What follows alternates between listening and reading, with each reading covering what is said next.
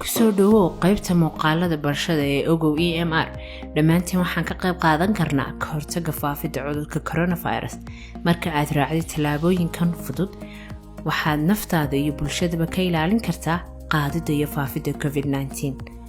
Si joogto ah ugu dhaq gacmahaaga biyo iyo saamuun muddo 20 ilbiriqsi ah. Ha taaban afkaaga, sankaaga iyo indhahaaga. Ka fogow goobaha dadku ku badan yihiin una jirso masaafo dhan 6 feet dadka aad u malaynayso inay jiran yihiin. Ka fiiri calaamadaha sida xumada, qufaca ama neef-yarida naftaada iyo qoyskaagaba. La xiriir dhakhtarkaaga haddii aad dareento xanuun. Fadlan raac tilmaamaha wasaaradda caafimaadka iyo ururka caafimaadka adduunka.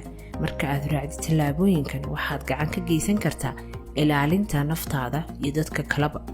naga caawi inaan muuqaalkan la wadaagno asxaabta, qoyska iyo dadka kale. Wixii macluumaad intaa dheer, fadlan raac tilmaamaha wasaaradda caafimaadka iyo ururka caafimaadka adduunka.